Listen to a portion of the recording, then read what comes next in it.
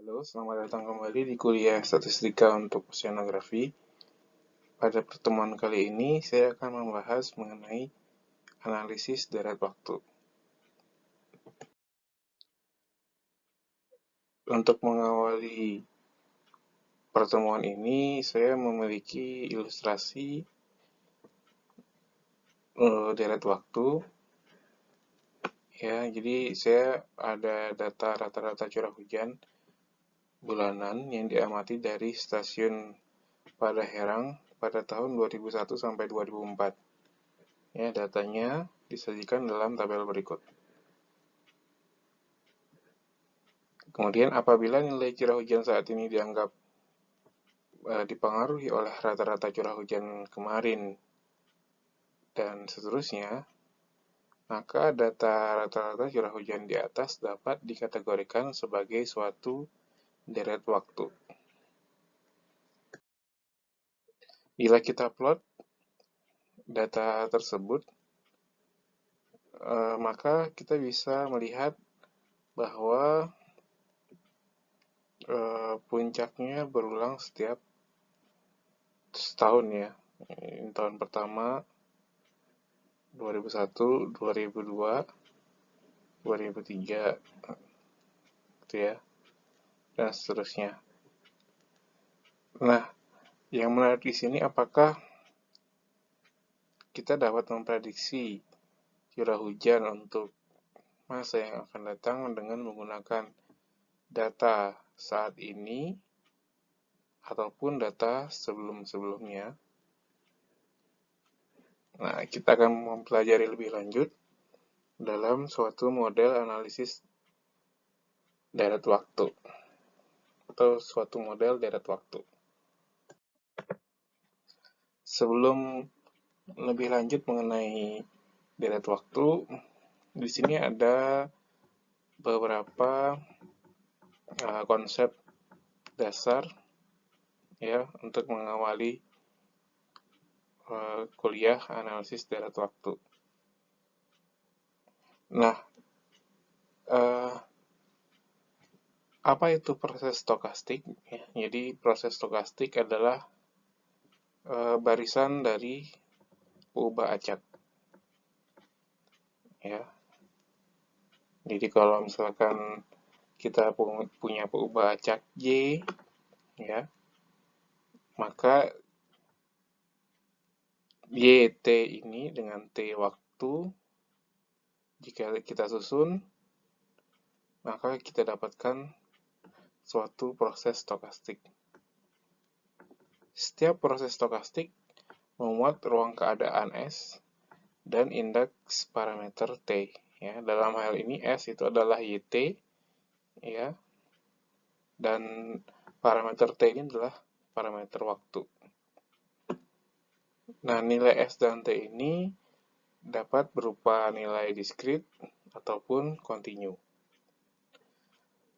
Beberapa contoh proses stokastik, diantaranya ada cuaca harian Kota Bandung, banyaknya trombosit per hari pasien demam darah, dan seterusnya gitu ya.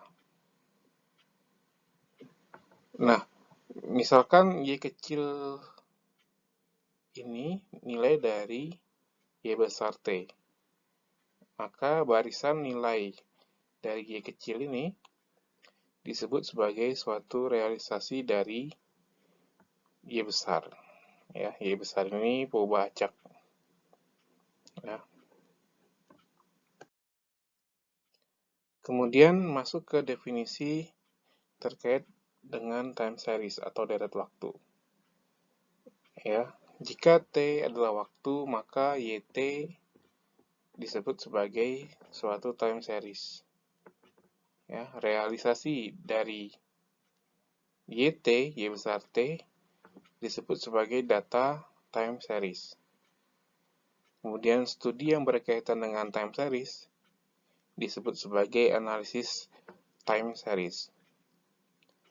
Nah, masalah apa yang akan kita analisis dalam time series?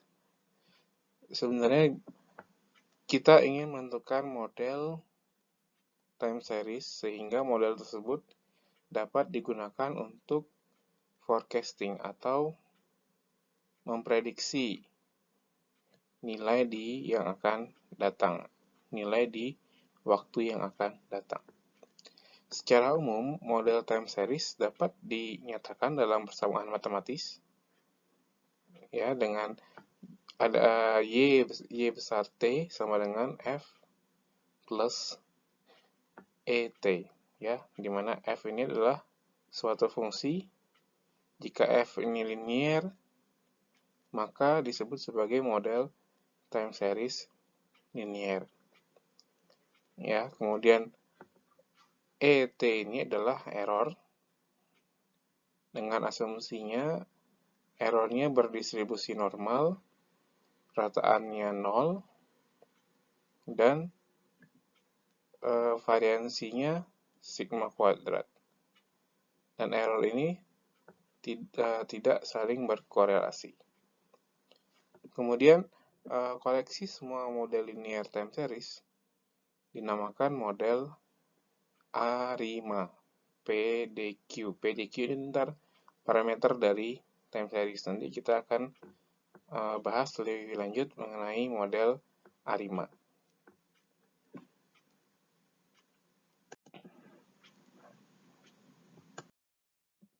Kemudian ini ada beberapa contoh time series, ya.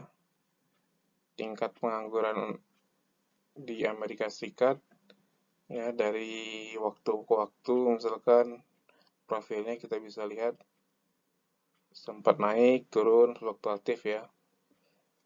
Kemudian ada produksi tembakau yang semakin tahun semakin meningkat.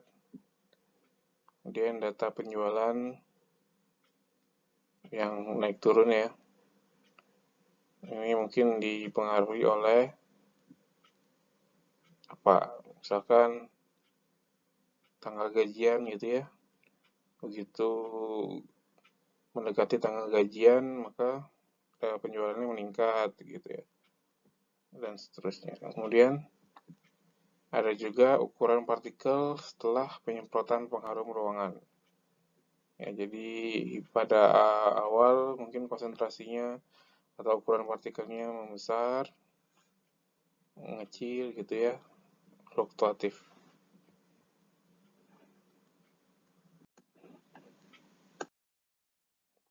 Kemudian apa manfaat dan tujuan kita dalam mempelajari time series atau deret waktu? Yang pertama adalah kita ingin memodelkan data time series sehingga dapat dilihat perilaku data lebih lanjut. Kemudian yang kedua, kita ingin memprediksi ke depan, memprediksi suatu nilai gitu, ya, di masa yang akan datang. Atau memprediksi untuk jangka pendek, short time forecasting. Kemudian ada beberapa konsep dasar dalam time series. Yang pertama adalah kestasioneran, ya. Time series Y besar T dinyatakan stasioner, ya. Disebut stasioner jika untuk setiap T ekspektasi dari Y besar T sama dengan mu atau suatu nilai konstan. Kemudian yang kedua, time series YT itu stasioner jika covariance antara YT, ya, dengan YT min K, dengan YT di waktu sebelumnya sama dengan gamma K. Ya, jadi covariance-nya sama dengan gamma K atau tidak bergantung dengan T. Ya, selain dengan dua syarat ini, secara visual kita juga bisa menentukan apakah suatu time series stasioner atau tidak. Jika data time series berfluktuasi di sekitar rataannya dengan variansi konstan, maka kita bisa simpulkan bahwa data time series tersebut merupakan time series yang stasioner, gitu ya.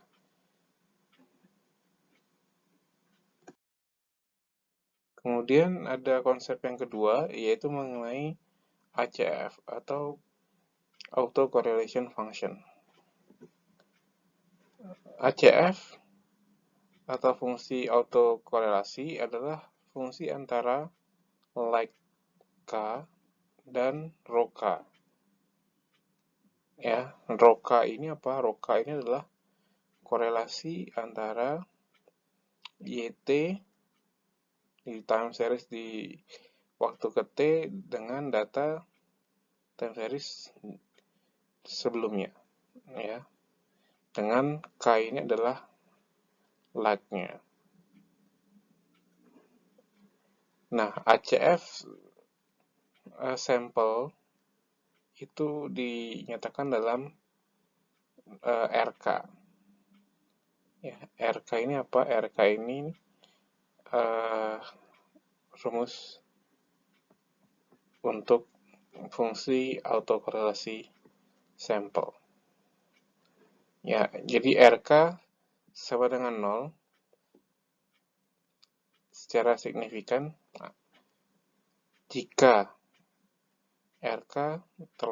nilai RK terletak di antara min 1,96 per akar N dan 1,96 per akar N. Kemudian yang ketiga adalah fungsi parsial autokorelasi.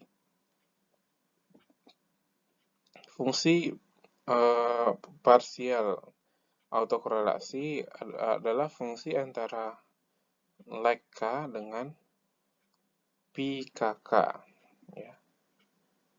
Di mana pi KK adalah korelasi di antara YT dan YT min K atau data time series pada saat T dengan data time series sebelumnya. Ya, bedanya adalah setelah pengaruh Y1, Y2 sampai YK-1 ditiadakan. Ya, kalau yang tadi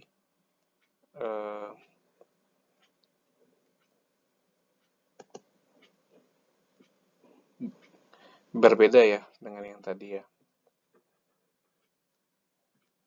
Kemudian PACF ini dapat didefinisikan sebagai koefisien suku terakhir dari regresi YT, ya, dengan Y1 dengan YT itu Y1, Y2 sampai YK. Artinya jika YT itu sama dengan mu ditambah pi YT-1 sampai pi K YT-K, maka PACF sampel untuk lag K sama dengan taksiran dari pi K, ya, atau pi KK sama dengan pi K, ya. Nah, pi KK sama dengan 0, ya, dapat diabaikan jika pi KK terletak di antara min 1,96 per akar N dan 1,96 per akar N. Nah, ini ada contoh ACF dan PACF dengan SPSS. Jadi kalau ini data time series-nya gitu ya. Kemudian saya ingin menampilkan ACF dan PACF-nya menggunakan SPSS. Ini ada perintahnya. Maka tampilan dari ACF dan PACF adalah sebagai berikut ya. Yang di atas ini adalah ACF, yang di bawah adalah PACF. Ya, dari data time series ini. Jadi untuk mengenerate ini biasanya kita gunakan software ya. Kalau manual sulit karena datanya sangat banyak, ya, data time seriesnya sangat banyak.